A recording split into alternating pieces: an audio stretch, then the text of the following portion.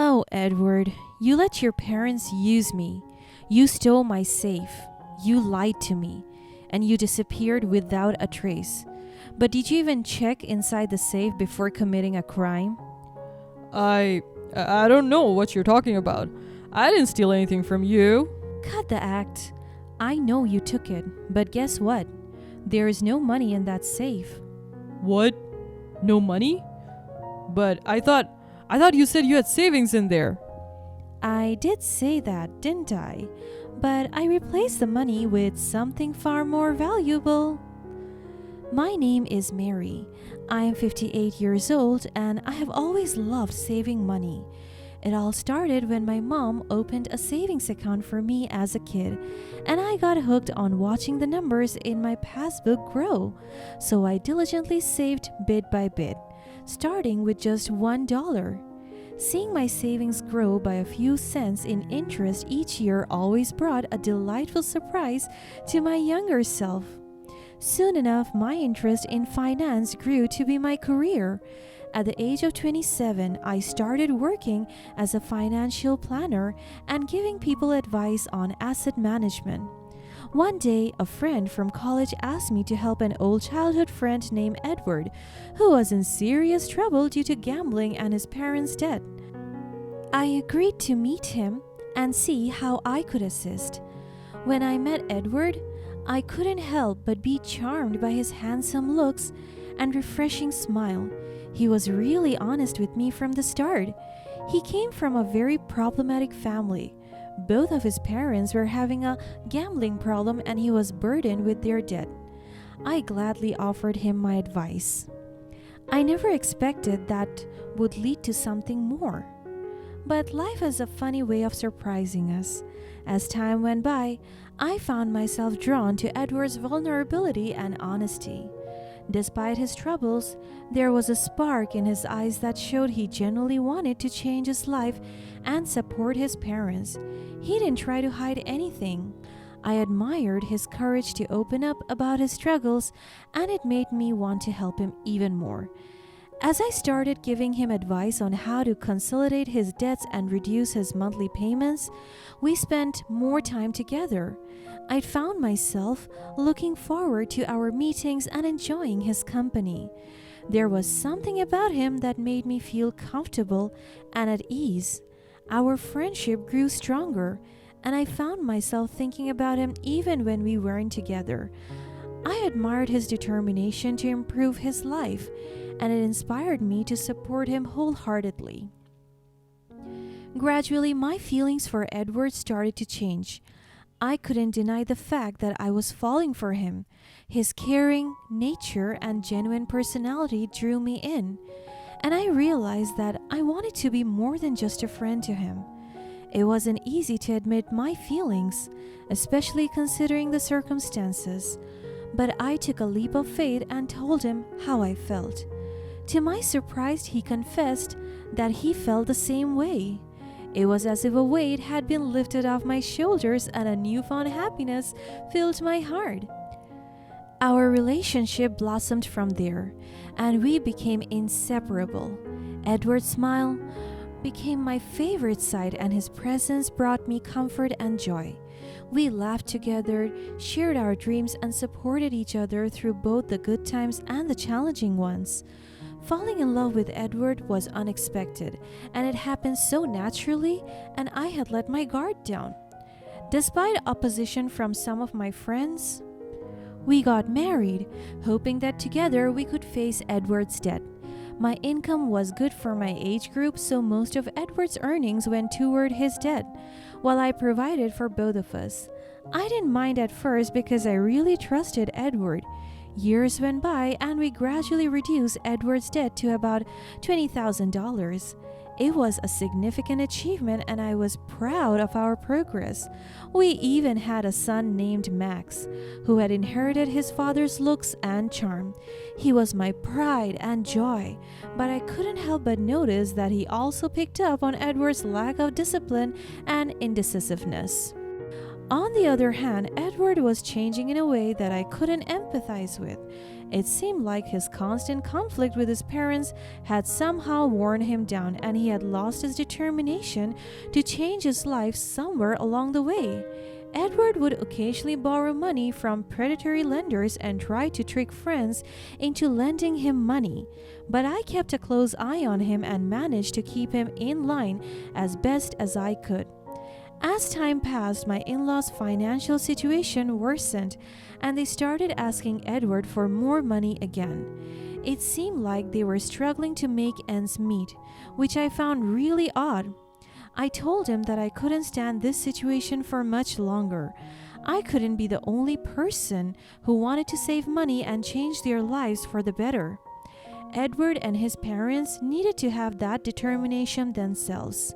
And so, Edward decided to stop providing for his parents to prevent the debt from increasing further. To be fair, I didn't think it was such a big problem. Edward's parents ran a small grocery store, and I knew that if they just set their minds to it, they would be able to pay off the $20,000 debt in a year or so. I supported Edward's decision. It really brought us some peace. But little did I know that it would also lead to new problems. My in-laws didn't take the cut ties lightly and started blaming Edward for being ungrateful and not repaying their debts. The situation was really tense. One day, Edward's mom called me on the phone with the most catty attitude. "Hello?" "Oh, Marie, glad I have you on the phone." Hi, Janet. How have you been?" Let's just skip all the small talk, shall we? Don't you have anything to say to me to my face, huh? Is everything okay? Are you talking about what happened with Edward? I know it's been hard for everyone, but I hope we can discuss this calmly. Calmly? How can I be calm when my own son has abandoned us? Janet, Edward didn't abandon you. He made a difficult decision because we couldn't bear the constant demands for money. Oh, and it's all your doing, isn't it? I knew it. You have always been controlling him and whispering things in his ear. Janet, that's not true. I have been very supportive of Edward. Supporting him?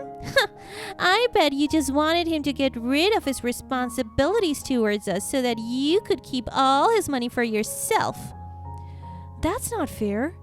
I've worked hard to help Edward pay off his debts. We have been through a lot.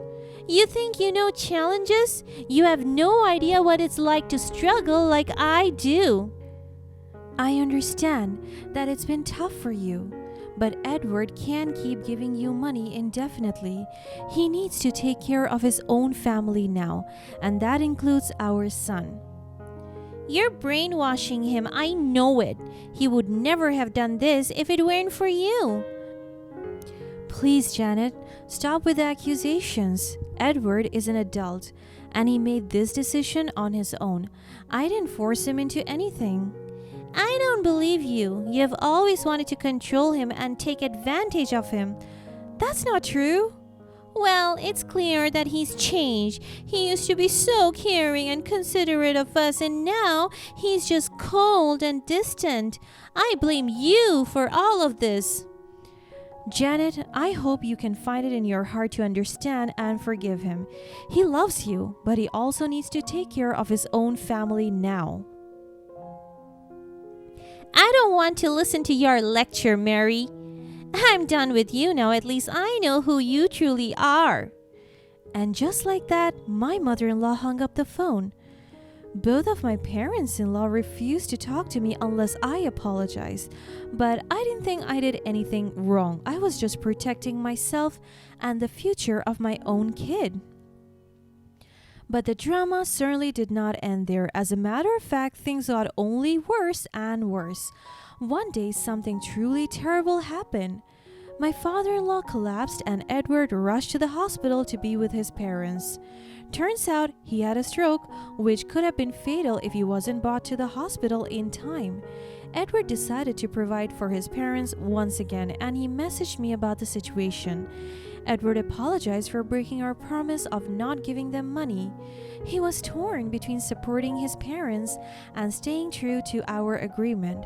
I understood his predicament and supported him in providing some financial assistance for his dad's medical bills. After all, they were still his family, but it hurt me to see him going back on our promise, especially after all the hard work we put into reducing their debt.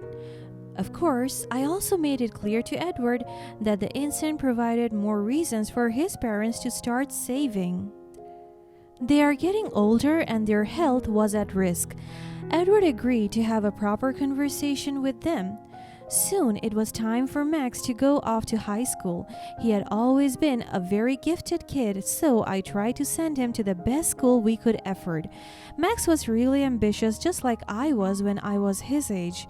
He had expressed his wish to study abroad in Europe multiple times to us, but we weren't sure if we could afford that with everything that had been going on. Well, to be fair, Edward wasn't sure. I had always been very prepared in that regard. One day, Edward sat me down so we could talk about Max's future. Hey, Mary, can we talk for a moment? Of course, Edward. What's on your mind? Well, I've been thinking about Max's future, and I was wondering if we could afford to send him to college. Listen, Edward, I have actually been saving up specifically for his education for a long time now. Oh, how come I never knew about this? I just know you have a lot on your plate, at least financially, but look, I have around $200,000 in savings that we can use for that. Oh, that's good to know. I just want to make sure he has the best opportunities, you know. I understand, Edward. We both want what's best for Max, and I'm glad we can support him through college. You know, it's great that you have been so responsible with our finances, Mary. Well, it's been a passion of mine, and I wanted to ensure we have a secure future for ourselves and Max. Mary, do you keep your passbook and cash in the safe? Yes. Why do you ask? Oh, no reason. It's just that I was wondering if we could use the safe for something else. Something else? Like what? Oh, you know, just thinking about some personal stuff. Don't worry about it. Okay, is everything alright? Everything's fine, Mary. Don't worry too much. I had a very uneasy feeling after that conversation, but I didn't know why. Edward seemed really sneaky for the next few days, trying to walk by whenever I had a reason to open my safe. It was as if he wanted to check if I really had the money in there. I should have known better by that point, but I didn't want to believe in my gut feeling. Soon, I found out that Edward was really up to no good. Just a few days later, I woke up to an eerily empty house. I couldn't help but feel a sense of unease creeping in. Max had already left for school, but there was no sign of Edward. Normally, he would have been in the kitchen, brewing coffee and humming a tune, but today, there was silence. As I walked around the house, the realization slowly sunk in. My safe was also missing. Panic surged through me as questions flooded my mind. What had happened? Where could Edward have gone with the safe? Had he taken all my savings? I tried calling Edward repeatedly, but he didn't answer. Each ring echoed through the empty rooms, mocking my desperation. The calls to my in-laws were met with the same silence. They weren't picking up either. It was as if they had all vanished into thin air. Then I saw divorce papers lying on the kitchen counter. Edward had already signed. Fear and confusion gripped my heart as I clung to the hope that it was all a misunderstanding. I decided to go to the hospital where my father had allegedly been admitted. It was the only lead I had at that moment. My mind raced with thoughts of possible scenarios as I drove there, my heart pounding in my chest. Upon arrival at the hospital, I rushed to the reception desk and asked about my father-in-law. To my shock, the receptionist informed me that there was no record of him being admitted. It was like a punch to the gut. They had lied to me. My hands trembled as I called the police, my voice shaky as I explained the situation. I knew I had to report Edward's disappearance and the missing safe. The police assured me that they would look into the matter and do everything they could to catch him. Then I texted Edward. "How is it going in Texas?" Wait, what? What? You think I wouldn't know where you are, hubby? What the hell is going on? What do you know? Oh, I know exactly where you are, Edward, but I'm not going to tell you how. Not yet. What do you mean? This isn't funny, Mary. Where are you? Oh, but Edward, I thought you were the one who likes surprises. I've got a surprise for you. This isn't time for games, Mary. Tell me where you are now. No, Edward, you don't deserve to know. You don't deserve anything from me after what you have done. What are you talking about? I haven't done anything. Oh, Edward, you have done plenty. You let your parents use me. You stole my savings. You lied to me. And you disappeared without a trace. But did you even check inside the safe before committing a crime? I don't know what you're talking about. I didn't steal anything from you. Cut the act. I know you took it. But guess what? There's no money in that safe. What? No money? But I thought you said you had savings in there. I did say that, didn't I? But I replaced the money with something far more valuable. A tracker. Wait, what? The police are already on their way. They're going to put you in jail.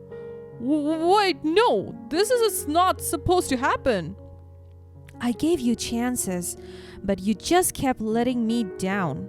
Mary, please don't do this. I'll change. I'll do better. Just give me another chance. I have given you enough chances, Edward, and now it's time for you to face the consequences of your actions. Please, Mary, I'm sorry. I didn't mean to hurt you. I was just looking out for my parents. And not me? Not your child? You're a horrible, horrible human being. You deserve this. No, Mary, please. I can't go to jail. Goodbye, Edward. The police promptly found Edward and his parents hiding away in Texas with my safe in their hands. Multiple investigations were conducted. They later discovered that Edward's parents were complicit in the deception. All this time, they had been spending money on illegal gambling.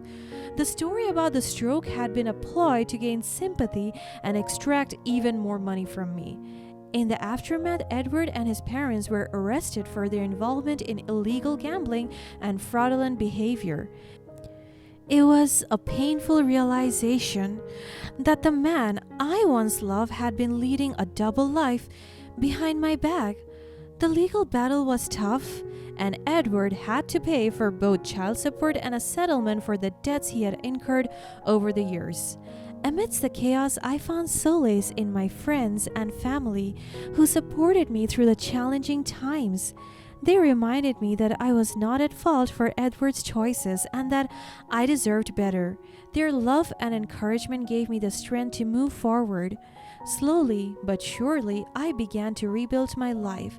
It wasn't easy, but I was determined not to let this dark chapter define me. I focused on my career, nurturing my passions, and fostering meaningful relationships with those who truly cared for me.